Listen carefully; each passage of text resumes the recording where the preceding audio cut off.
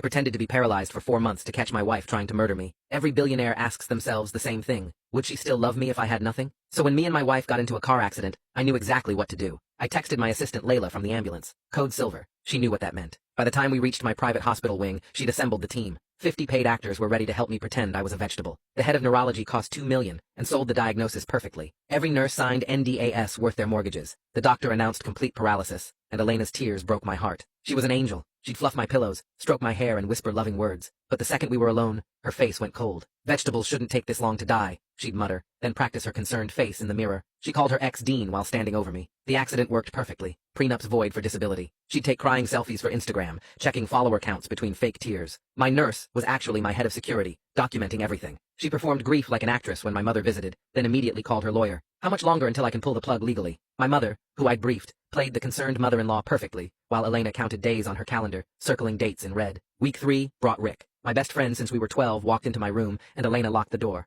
He's completely gone, she said, snapping fingers in my face, shining phone lights in my eyes. Watch this. She slapped me hard across the face. Then again. Rick laughed nervously until she grabbed his hand and put it on her breast. He can't feel anything. We could make love right here. Rick pulled back, but she pushed harder. Come on. It's nothing we haven't done before. My security team watched through hidden cameras as she pulled Rick onto my bed. Imagine inheriting his empire through our kid, she whispered, while unzipping his pants 2 feet from my paralyzed body. Rick's resistance crumbled when she mentioned the billions. They made love in my bed while I lay there with my eyes covered by a blindfold that I could see out of. My lawyers wanted to end it, but Blake said, without attempted murder on tape, she walks with half your fortune. We need her actually trying to kill you. Over the next 3 months, she escalated. She got me declared incompetent using my paid experts. My forensic accountant tracked 40 million flowing offshore while she practiced eulogies. He was the love of my life, she'd rehearse, adding tears on cue. Rick visited daily now for their scheduled sessions. Our kid's inheriting everything, he'd say while she rode him, my eyes fixed on the ceiling. She'd describe my death during intimacy. First the facility, then a little morphine accident. The pregnancy test came back positive week 16. She waved it in my face. This is your friend's baby, but who's asking for DNA? She'd research untraceable poisons on my laptop while sitting on my legs. Paralyzed vegetables don't need passwords, she'd say, transferring another million.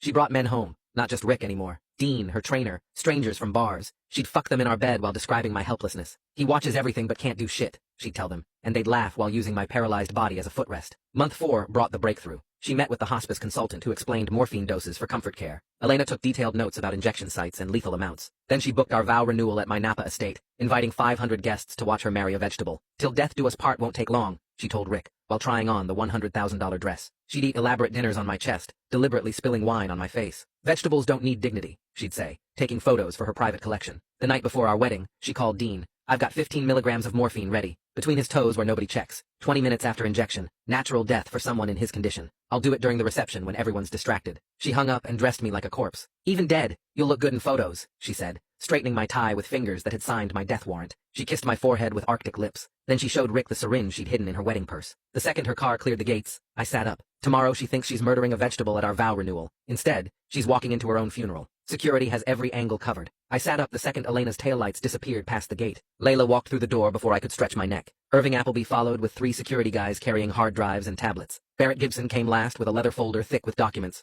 Irving set up a laptop on the nightstand and pulled up camera feeds showing every angle of Elena's departure. The audio files were already organized by date, with timestamps marking every conversation about murder. Barrett opened his folder and showed me the criminal complaint ready to file with the DA's office. Attempted murder, conspiracy, fraud, theft. Crispin McCoy had signed off on arrest warrants that just needed Elena to actually try the injection before they became active. Melissa Appleby had frozen the offshore accounts 3 hours ago using emergency court orders. Elena thought she had 43 million hidden, but it was all locked down waiting for asset seizure. The team ran through the final checklist while I headed to the bathroom. 4 months of lying still had done more damage than I expected, even with the secret physical therapy. My muscles worked, but everything felt stiff and strange. The shower helped wash away the hospital smell and the feeling of being helpless. I stood under hot water for 20 minutes working out the tension in my shoulders. Barrett knocked and told me Crispin was positioned at the courthouse ready to move. Melissa confirmed every financial trap was set. The dress clothes Elena had picked out were still hanging in the closet. Black suit like I was already dead. I put on my actual wedding suit instead. Navy blue, custom tailored, the one I wore when I married her 5 years ago before I knew what she was. Irving came in while I was fixing my tie and pulled up the venue security grid on his tablet.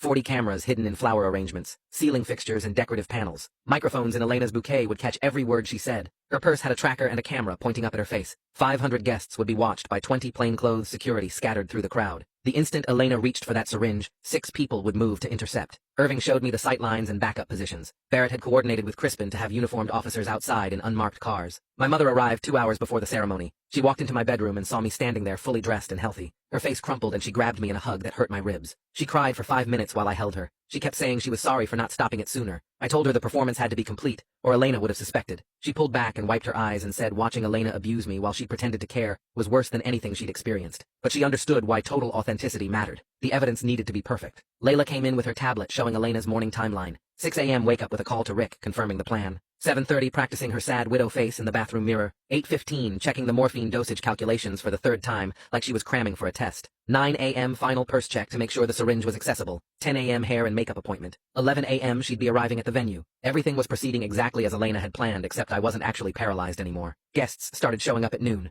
Old friends, business associates, distant relatives who thought they were attending a touching vow renewal ceremony. Barrett positioned himself 3 rows from the front, with Crispin sitting next to him, dressed like a cousin nobody remembered, both of them ready to move fast. Irving confirmed all cameras were recording. The security team spread through the crowd looking like regular guests. Nobody knew they were attending a trap instead of a wedding. The venue coordinator wheeled me to the altar at 1:45. I kept my eyes closed and my body completely limp. The wheelchair felt different now that I was choosing to sit in it. Irving's voice came through the tiny earpiece hidden in my ear canal. Elena had just pulled up. She was checking her makeup in the car. Her hand went to her purse. She was confirming the syringe was there. She took 3 deep breaths like an actress preparing for a performance. Then she got out and walked toward the venue entrance. The ceremony music started at 2 p.m. exactly. I heard Elena's heels clicking on the stone path. She came up behind my wheelchair and put her hands on the handles. Her performance started immediately. I heard her voice breaking as she spoke to the officiant about how meaningful this renewal was. Several guests were already crying at her dedication. She wheeled me down the aisle slowly. Her hand rested on my shoulder, the same hand that had slapped my face hard enough to make my ears ring. I used everything I had learned over 4 months to stay completely limp. My breathing stayed shallow and regular. My face showed nothing.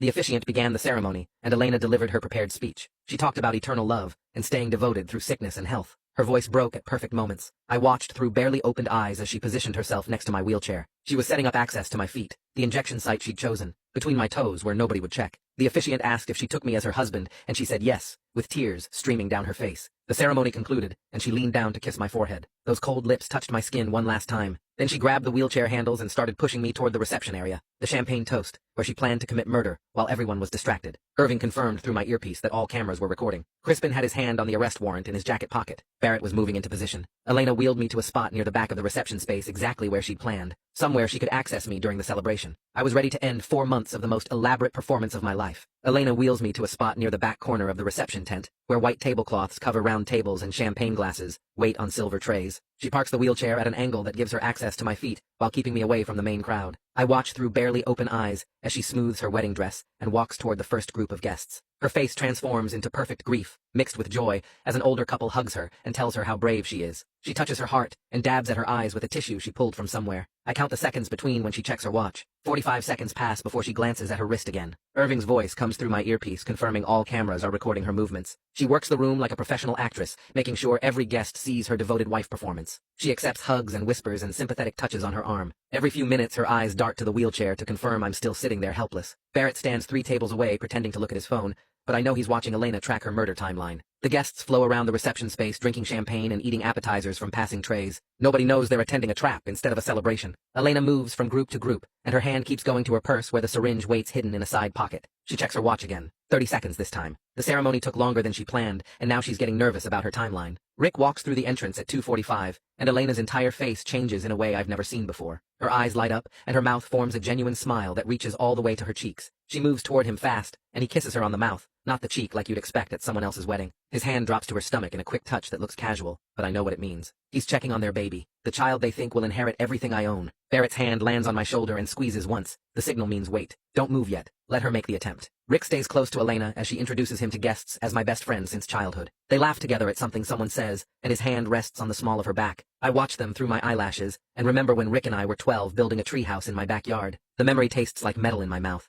Elena checks her watch again and says something to Rick that makes him nod. She excuses herself from the conversation and walks toward the bathroom tent they set up near the main entrance. Irving's voice confirms through my earpiece that she just entered the bathroom. Melissa's voice comes next, saying, "This is it." Elena's removing the syringe from her purse. She's checking the dosage markings on the side. She's practicing the injection angle with her thumb on the plunger. My heart pounds against my ribs, but I keep my breathing steady and shallow. 4 months of practice makes the paralyzed act automatic now. Barrett's hand squeezes my shoulder again. Irving confirms Elena's leaving the bathroom with the syringe concealed in her right palm. She comes back into the reception tent smiling at guests and accepting more congratulations about our beautiful ceremony. The syringe stays hidden in her hand, pressed against her leg as she walks. Rick moves into position near my wheelchair without being obvious about it. He stands at an angle that blocks the sightline from most of the guests. They planned this part carefully in their phone calls that my security team recorded. Elena reaches my wheelchair and kneels down beside me like a concerned wife, checking on her invalid husband. Her left hand touches the blanket covering my legs, while her right hand moves toward my foot. I can see the syringe now positioned between her fingers, exactly like she practiced. She pulls the blanket back slightly to expose my ankle. Her fingers find the space between my toes where she planned to inject. The needle touches my skin, and I feel the cold metal point press against me. My eyes snap open fully, and my hand shoots out to grab her wrist with perfect strength. I look directly into her face, and say clearly enough for everyone nearby to hear me speak for the first time in 4 months. Her face goes through 3 expressions in the space of maybe 2 seconds. First shock, because vegetables don't grab wrists. Then confusion, because nothing makes sense anymore. Then horror, as she understands what just happened. I stand up from the wheelchair using muscles that work perfectly fine and have been working fine this whole time. The reception tent goes completely silent as 500 guests stop talking and turn to watch me standing there holding my wife's wrist. She's holding a syringe full of morphine that was supposed to kill me in 20 minutes. Barrett signals to Crispin, who starts moving toward us from his position near the bar. Elena tries to drop the syringe, but I keep my grip tight on her wrist. Irving and 2 security team members appear from different directions, and Irving takes the syringe carefully using a clear evidence bag. Crispin reaches us and announces in a voice that carries across the tent that he's the district attorney, and Elena is under arrest for attempted murder. Rick tries to run toward the exit, but security blocks every door. My mother steps forward from where she was standing with a group of her friends. She tells the guests in a calm voice that they just witnessed the prevention of a murder. I address the crowd in a steady voice, explaining that for 4 months, I pretended to be paralyzed to document my wife's true intentions. The security team starts displaying video footage on screens they set up around the tent. The guests watch Elena on the screens talking to Rick about inheriting my empire through their baby. They watch her researching poison doses on my laptop. They watch her meeting with the hospice consultant about morphine protocols. They watch her calling Dean to confirm she had 15 milligrams ready for injection. The screens show Elena having sex with Rick in my bed, while I lay there supposedly paralyzed 2 feet away. They show her slapping my face and laughing about vegetables not needing dignity. Guest faces turn from shock to disgust as they watch 4 months of documented betrayal play out on multiple screens. Elena starts screaming that I can't prove anything, even though she's surrounded by cameras and witnesses, and still holding the syringe that has her fingerprints all over it. Crispin reads her rights from a card he pulls from his jacket pocket. 2 officers put handcuffs on her wrists, and she's still wearing the $100,000 wedding dress she bought to wear while murdering me. Rick gets handcuffed too, and Crispin announces conspiracy to commit murder charges against him. The guests react in waves, starting from the people closest to the wheelchair. Some of them scream. Others start crying. An older man near the back bends over and throws up his champagne and appetizers onto the grass. A woman faints, and 2 people catch her before she hits the ground. My mother takes control by raising her voice and asking everyone to please remain here, because police will need statements from all witnesses. Barrett's legal team starts moving through the crowd with tablets and recording devices to process 500 witness accounts. Elena and Rick get walked toward separate police vehicles that pulled up outside the tent. Elena's screaming about her lawyer and her rights while still wearing her wedding dress, with the train dragging through the grass. Rick stays quiet with his head down as they put him in the back of a different car. The vehicles drive away with lights flashing, and I'm left standing in the middle of my vow renewal reception that turned into the most public arrest anyone here will ever witness. Barrett's team spends the next hour taking statements from guests who watched the whole thing happen. I sit in a private room they set up away from the main tent and wait for the investigators to finish processing the scene. Crispin brings in 2 detectives and a recording device around 4 in the afternoon. They ask me to walk them through everything from the beginning, and I start with the car accident 4 months ago. I explain the code silver text to Layla and how we assembled 50 paid actors within hours. The detectives take notes while I describe every detail of Elena's behavior during my fake paralysis. I show them timestamps for when she slapped me, when she had sex with Rick in my bed, when she researched poison doses on my laptop. The head detective keeps shaking his head like he can't believe what he's hearing. I walk them through the financial theft that Melissa documented, 40 million moving to offshore accounts in careful increments. I explain how Elena got me declared incompetent, using the same doctors I paid to fake my diagnosis. The pregnancy comes up, and I describe how she waved the positive test in my face while telling me it was Rick's baby. I detail the hospice consultant meeting where Elena took notes about lethal morphine doses. The investigators ask about the vow renewal planning, and I explain how she booked everything while planning to kill me during the reception. I show them the recording of her phone call to Dean, confirming she had 15 milligrams ready for injection between my toes. 6 hours pass while I give them every piece of evidence we collected. Crispin tells the detectives this is the most completely documented attempted murder case he's ever seen. The evidence is so strong that conviction is basically guaranteed. The detectives agree and start packing up their recording equipment. By the time we finish, it's almost 10 at night, and I'm exhausted from reliving 4 months of abuse in one sitting. Barrett pulls me aside and says the story already broke nationally, because you can't arrest someone at their vow renewal with 500 witnesses without it hitting the news. His PR team put out a statement an hour ago confirming the basic facts while trying to protect my privacy. I know that's impossible now, because this whole thing was too public and too crazy for anyone to ignore. Barrett shows me his phone, and there are already articles on major news sites with headlines about the billionaire who faked paralysis to catch his wife planning murder. Some articles paint me as a genius who protected himself. Others suggest I'm some kind of sociopath who enjoyed watching my wife betray me for 4 months. Barrett tells me to avoid all media and let the evidence speak for itself. I agree, because I don't want to explain this to reporters who weren't there. My life will never be private again after this, and I know it. The wedding venue staff starts breaking down the tent and cleaning up while police finish their work. Layla finds me around 11 and says she's taking me home. I realize I haven't been to my actual bedroom in 4 months, because I spent all that time in the hospital wing. We drive through the gates, and I see photographers already camped outside. Security keeps them back while we pull into the garage. Layla walks me upstairs to my real bedroom, and I feel strange being in this space again after so long. She checks all the security systems and tells me to get some sleep. I collapse into bed and don't wake up for 16 hours straight. Security monitors all the entrances while I sleep harder than I have in months. When I finally wake up the next afternoon, my phone has hundreds of messages from people I haven't talked to in years. Everyone suddenly wants to check on me now that the drama is public knowledge. Old friends from college, distant relatives, business contacts I barely remember. Most of the messages say the same things about being shocked and asking if I'm okay. A few people admit they never liked Elena, but couldn't explain why. I don't respond to any of them because I'm not ready to have those conversations yet. Barrett calls me around 3 in the afternoon and says Rick's family contacted him that morning begging for a meeting. They claim they had no idea about Rick's involvement and want to understand what happened to their son. I tell Barrett I refuse all contact with them because I'm not ready to hear excuses. Watching my best friend since we were 12 betray me was somehow worse than Elena's calculated cruelty. At least Elena married me for money, so her betrayal made sense in a twisted way. Rick threw away decades of friendship for a chance at billions and a baby that wasn't even planned. Barrett says he'll tell them I'm not interested in meeting. He mentions that Elena's lawyer tried to negotiate bail this morning, but Crispin argued she's a flight risk. She has 40 million in offshore accounts and resources that could help her disappear if she makes bail. The judge agreed, and Elena stays in county jail while they process her case. Rick made bail through his parents who took out a mortgage on their house. I feel some satisfaction knowing Elena is experiencing powerlessness for the first time in her life. She's sitting in a cell wearing an orange jumpsuit instead of designer clothes. She can't manipulate anyone or play her victim role. She's just another inmate waiting for trial. Barrett says the bail decision was the right call because Elena would absolutely run if given the chance. Over the next few days, Melissa works on completing the financial analysis of everything Elena stole. She presents her findings to me and Barrett in a conference room at his office. Elena took 43 million over 4 months through a complex network of shell companies and offshore transfers. Melissa tracked every transaction and found patterns showing Elena had been setting this up for at least a year before the car accident. She'd created the shell companies months before we even got in that car. Barrett files civil suits to recover everything plus damages.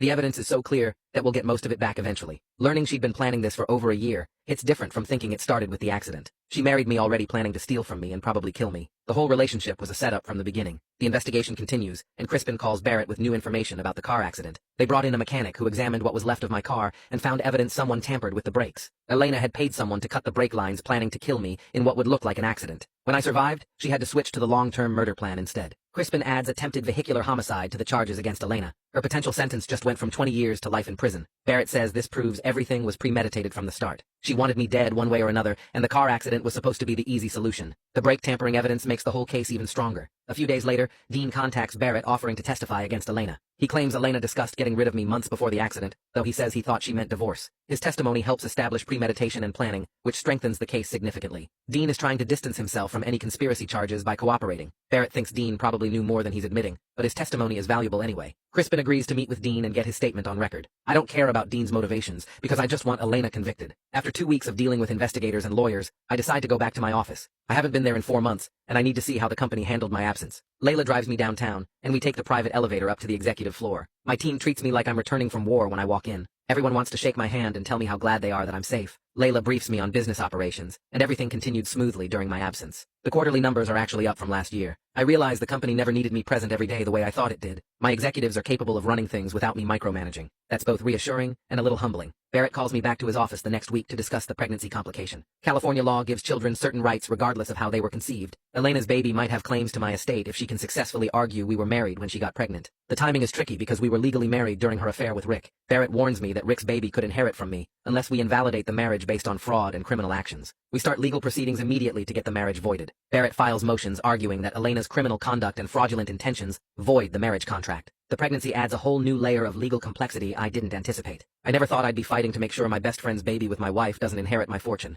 Barrett assures me the fraud case is strong enough to invalidate everything, but it will take time to work through the courts. Elena's lawyer will fight the invalidation because that baby is her last chance at accessing my money. I sign all the paperwork Barrett puts in front of me and try not to think about how twisted this whole situation has become. 3 weeks pass in a blur of legal meetings and paperwork before Barrett calls me into his office with news about Elena's lawyer. They want a plea deal. 20 years for attempted murder instead of risking life in prison at trial. Barrett slides the formal offer across his desk, and I stare at the numbers like they're written in a foreign language. Crispin sits in the corner chair and explains that 20 years is a good deal from the prosecution's perspective because it guarantees conviction without the risk of jury sympathy. Some juries see a crime crying woman and forget about the syringe full of morphine. I pick up the paper and set it back down 3 times while they wait for my answer. Part of me wants to watch Elena squirm on the witness stand while prosecutors play every recording of her planning my death. The other part just wants this finished, so I can stop reliving those 4 months every time I see her lawyer's name in my inbox. Barrett leans forward and asks what I want to do, and I realize I don't actually know. The satisfaction of a trial might feel good for a few weeks, but 20 guaranteed years means she's definitely locked away. I sign the paper agreeing to support the plea deal, and Barrett nods like I made the right choice, even though neither of us knows if that's true.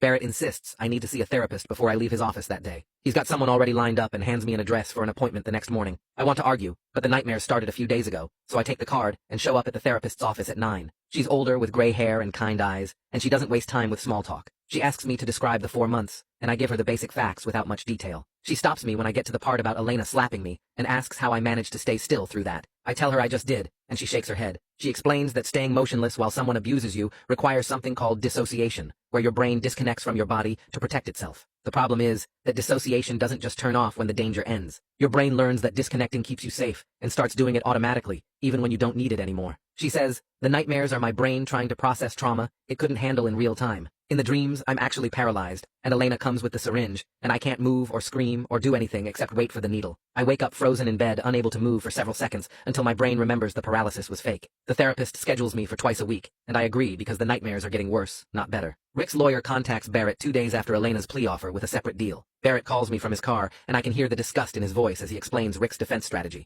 Rick claims Elena manipulated him, and he didn't fully understand the murder plan. His lawyer argues Rick was a victim of Elena's schemes just like me. Barrett asks if I want to hear the recorded conversations where Rick explicitly discussed inheriting my wealth through his baby with Elena, and I say no, because I already know what's on those recordings. Rick talked about billions while having sex in my bed 2 feet from my supposedly paralyzed body. He knew exactly what he was doing, and his lawyer's manipulation defense is pathetic. Crispin rejects the offer within an hour, and Barrett tells me Rick will probably end up with 15 to 20 years for conspiracy and accessory charges. I feel nothing when Barrett gives me this update. Rick stopped being my friend the moment he touched Elena, and no plea deal changes that fact. My mother calls and asks if she can come over that evening. She sounds tired on the phone, and I know something's wrong before she even arrives. She sits on my couch and admits she's been seeing her own therapist twice a week since the vow renewal. Watching Elena abuse me while pretending to be a concerned mother damaged something in her she can't quite explain. She had to act supportive while Elena counted days until my death, and smile at Elena's performance while knowing every word was a lie. My mother says she's proud I protected myself, but she wishes I'd found a way that didn't require 4 months of torture for both of us. She starts crying, and I realize this is the first honest conversation we've had since I sat up from that wheelchair. The deception created this weird intimacy between us, where we shared something horrible that nobody else can understand. We both watched Elena's true nature emerge, and had to stay silent while she planned murder. My mother says her therapist is helping her process the anger she feels about what I put us both through, even though she knows why I did it. I apologize for involving her and she waves it off, but I can see the damage in her eyes. Some things can't be fixed with apologies. The media situation explodes the next week when someone leaks were selected recordings of Elena discussing the murder plan. I'm eating breakfast when Layla calls and tells me to avoid all news sites and social media for the foreseeable future. Too late, because I already opened my phone and saw my face on every major outlet. The recordings turn Elena into a national villain, and me into either a genius who outsmarted a killer or a sociopath who tortured his wife for 4 months, depending on which outlet you read. Half the country thinks I'm a hero for exposing Elena's true nature. The other half thinks I'm sick for letting the abuse continue, when I could have ended it earlier. Barrett calls an hour later and advises me to avoid all media and let the evidence speak for itself. Any statement I make will just feed the circus and give outlets more material to twist into whatever narrative sells. I delete my social media apps and stop reading news sites, but I still hear about it from everyone who calls. My assistant shows me a poll where 60% of respondents support my actions and 40% think I'm as bad as Elena. I throw my phone across the room, and Layla quietly picks it up and doesn't mention the cracked screen. Melissa calls with an update on the offshore account recovery the same week the media circus peaks. She managed to freeze 41 of the 43 million Elena stole, but 2 million disappeared into some cryptocurrency that may never be recovered. Elena's lawyer immediately files a motion arguing she needs those frozen funds for her defense. Barrett laughs when he forwards me the motion, because the argument is basically that Elena should be allowed to use stolen money to defend herself against theft charges. The judge rules within 2 days that stolen assets cannot be used for legal defense, and Elena's accounts remain frozen. Melissa explains this means Elena will have a public defender, instead of the expensive legal team she planned to hire with my money. The irony isn't lost on anyone that Elena will face attempted murder charges with the same quality of defense she thought poor people deserved. Barrett says this significantly improves our chances at trial if the plea deal falls through because public defenders are overworked and under-resourced compared to the prosecution team Crispin assembled. I drive out to the private hospital wing the next morning and stand in the parking lot staring at the building where I spent 4 months being abused. The medical facility cost $12 million to build and equip, but I can't stand knowing it exists with all those memories embedded in the walls. I call a demolition company and tell them I want the entire structure gone within a month. The crew supervisor thinks I'm crazy when he arrives for the estimate and sees a pristine medical facility that's barely a year old. I don't explain, and he doesn't ask questions when I authorize payment for immediate demolition. Layla tries to talk me out of it by explaining the facility's value, but I need it gone more than I need $12 million.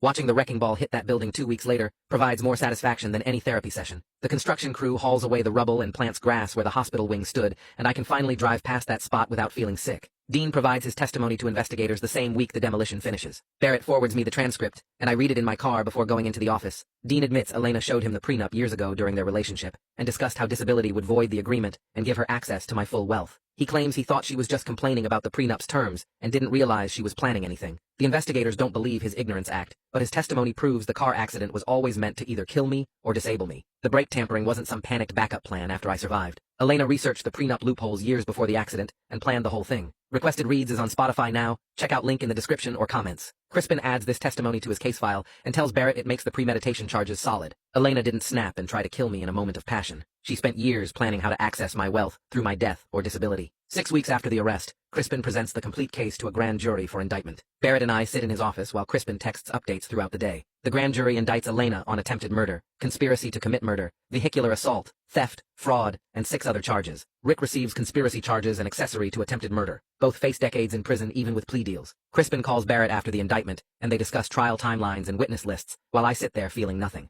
The charges are exactly what we expected, and the evidence is overwhelming, but none of it changes the fact that I spent 4 months being tortured by someone I loved. Legal victories don't erase trauma, and indictments don't give me back the trust I lost. Elena's lawyer sends a letter the next week saying she wants to write me an apology as part of a potential plea negotiation. Barrett brings the letter to my office and asks if I want to read it before he responds. I tell him to burn it without showing me. I don't want her words or her excuses, and any apology at this point is just strategy for sentencing reduction. Barrett nods and takes the letter back, and I never ask what happened to it. Elena had 4 months to apologize while she was planning my murder, and she spent that time having sex with my best friend in my bed instead. Her words mean nothing now that she's facing prison time. The only thing I want from Elena is distance, and the legal system is providing that whether she apologizes or not. Rick's parents showed up at my office 2 days after I told Barrett to refuse their meeting request. Security called me from the lobby saying they were demanding to see me and wouldn't leave without answers. I told security to escort them out, but they made it to my floor before anyone could stop them. Rick's mother pushed past my assistant and burst into my office while his father stood in the doorway looking broken. She started screaming that I destroyed her son's life and set him up to take the fall for my sick game. Her face was red, and spit flew from her mouth as she called me a manipulator who orchestrated everything to frame Rick. Security grabbed her arms, but she kept shouting that Rick was a good boy who made one mistake, and I ruined him because I couldn't accept that Elena never loved me. His father just stood there crying and shaking his head, while 2 security guards dragged his wife backward toward the elevators. She screamed that I was the real criminal, and Rick was just a victim of my twisted plan all the way down the hall until the elevator doors closed.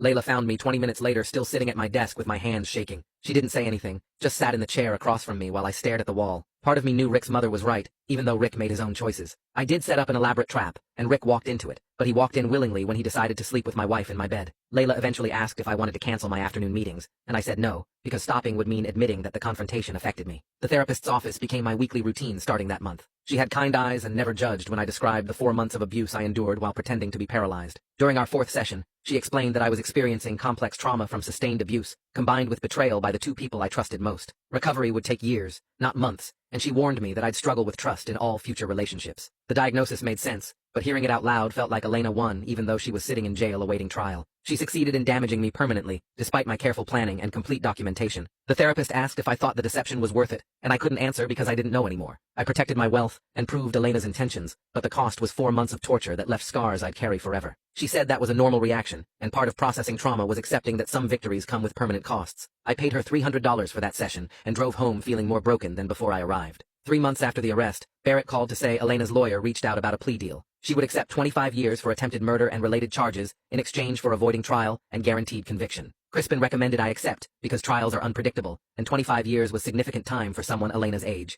Rick's lawyer made a similar offer the same week, 15 years for conspiracy and accessory charges with admission of guilt. Barrett laid out both deals on my desk and asked what I wanted to do. I looked at the papers describing decades of prison time for 2 people I once loved and felt nothing except tired. Accepting the deals meant no trial, no public testimony, no media circus watching me describe 4 months of abuse. It meant certainty instead of risk, and after everything I'd endured, I wanted certainty more than I wanted revenge. I signed the acceptance documents for both deals, and Barrett filed them with the court that afternoon. Crispin called an hour later confirming both Elena and Rick accepted the terms, and sentencing was scheduled within the week. The courthouse was packed for Elena's sentencing hearing on a Tuesday morning. I sat in the front row with Barrett while Elena was led in wearing an orange jumpsuit and handcuffs. She looked thin and pale, nothing like the woman who used to practice her concerned face in my hospital room mirror. The judge asked if I wanted to give a victim impact statement, and I stood up with papers I'd written the night before. I described 4 months of systematic abuse while completely helpless, watching my wife conduct affairs in my bed and plan my murder. I explained the psychological torture of hearing her discuss injection sites and lethal doses while sitting on my paralyzed legs. The judge listened without expression, while Elena stared at the table, refusing to meet my eyes. I described the humiliation of being used as a footrest by strangers she brought home, the wine she deliberately spilled on my face, the photos she took of my helplessness for her private collection. When I finished, the judge acknowledged that my deception was legally questionable, but understandable given the circumstances. She sentenced Elena to 25 years in state prison, with no possibility of parole for 15 years, and bailiffs led her away while she finally looked at me with empty eyes. Rick's sentencing happened 3 days later in the same courtroom. His parents sat across the aisle and his mother glared at me the entire hearing. Rick looked worse than Elena, like he'd lost 20 pounds and hadn't slept since his arrest. The judge asked if I wanted to give another statement, and I stood up with different papers. I described 30 years of friendship destroyed by greed and betrayal, watching my best friend since age 12 choose billions over loyalty. I explained the specific pain of his affair with Elena in my bed while I lay paralyzed 2 feet away, listening to them plan my death and discuss their baby inheriting my empire. Rick cried openly while I spoke, but I felt no sympathy because he made every choice that led to this moment. The judge sentenced him to 15 years with possibility of parole after 10, and Rick was remanded to state prison immediately. His mother screamed that I was destroying families, and his father had to restrain her from rushing the barrier. I left through the back exit with Barrett, while Rick's parents shouted accusations in the hallway.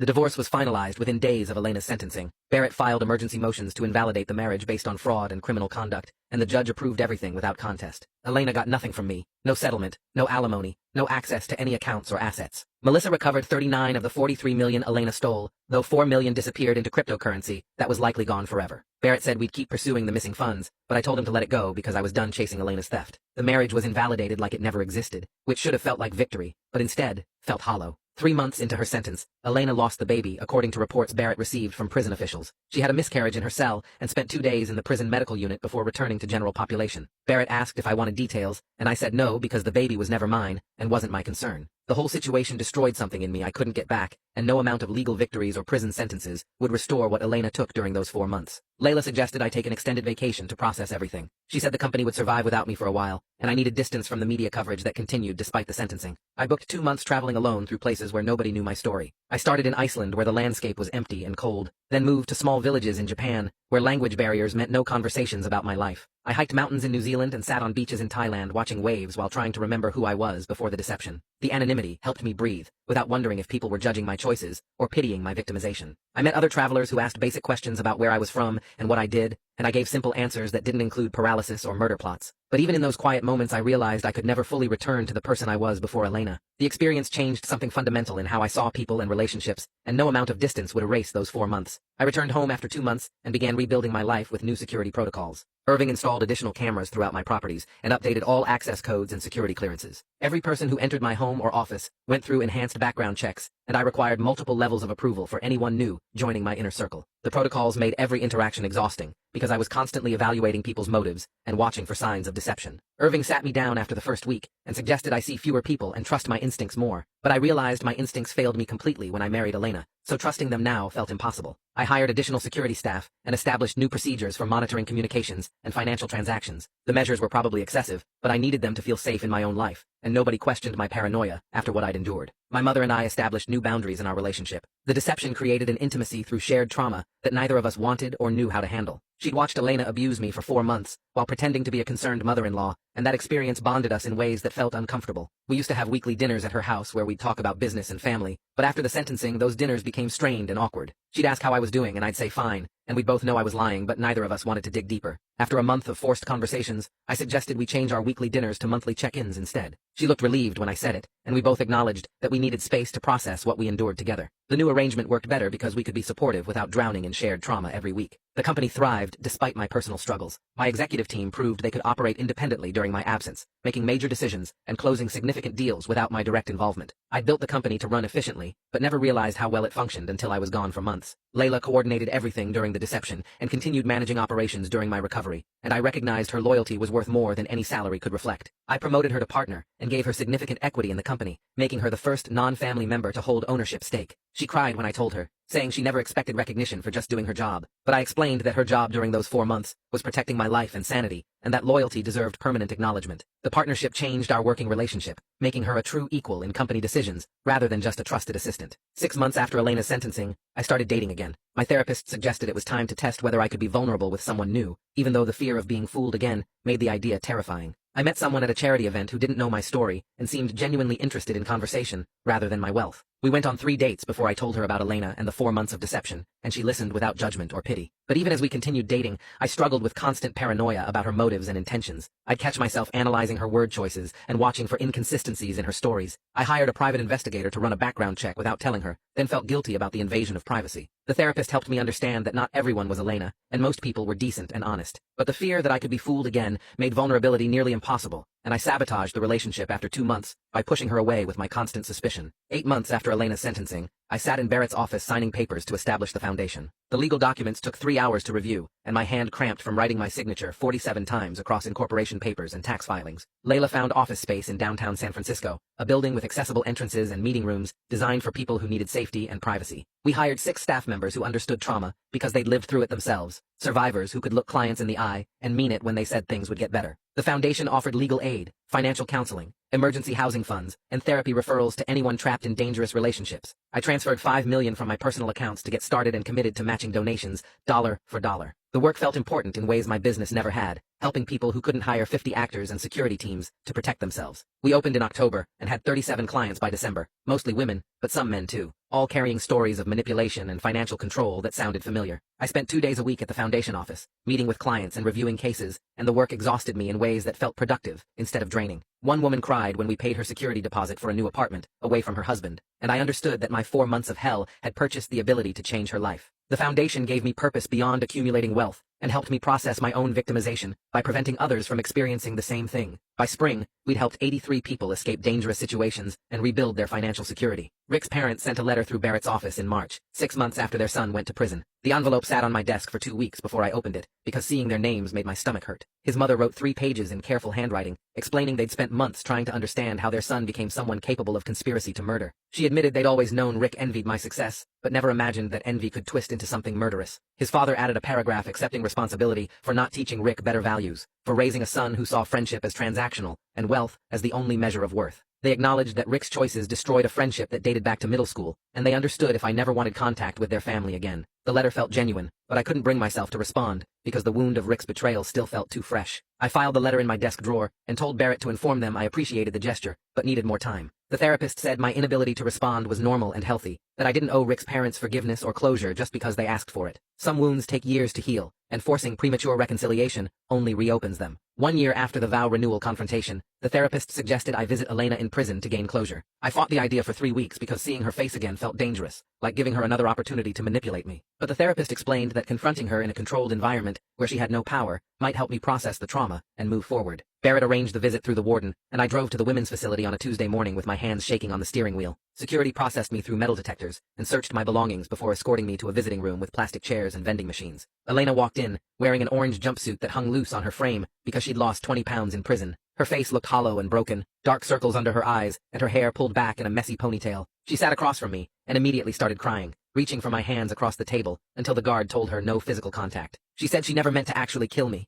that she was just fantasizing about being free and didn't understand how serious her planning had become. I watched her perform remorse the same way she'd performed grief during my paralysis, and I saw through the manipulation immediately. She claimed the pregnancy loss devastated her and made her realize how wrong she'd been, but her eyes stayed calculating even while tears ran down her face. I listened for exactly 10 minutes without saying a word, then stood up and walked out while she called my name. The guard escorted me back through security, and I drove home feeling nothing but relief that she was contained behind razor wire and concrete. The therapist was right about closure. Seeing Elena powerless and desperate confirmed that I'd escaped something that would have eventually destroyed me, and I stopped having nightmares about her within a month. I sold the Napa estate in June because I couldn't separate the property from the memories of that day. The real estate agent showed it to 12 potential buyers before a tech entrepreneur from Seattle offered asking price without negotiating. The new owners had no idea about the property's history, and I didn't tell them because that story belonged to me, not the land. The sale netted $42 million after taxes and fees, and I immediately transferred $30 million to the foundation's endowment fund. The remaining $12 million went to establishing scholarships for children of incarcerated parents, kids who didn't choose their situations, but suffered the consequences anyway. Barrett handled all the paperwork, and the estate transferred ownership in August. I never went back to see it again because some places become permanent crime scenes in your memory, regardless of what happens there afterward. The foundation staff threw a small celebration when the endowment cleared, because $30 million meant we could expand services and help hundreds more people. Melissa called me into her office in September, with information that made Elena's betrayal somehow less personal. Her forensic team had been tracking Elena's digital footprint, and discovered correspondence with 2 other wealthy men during our marriage. Elena had been running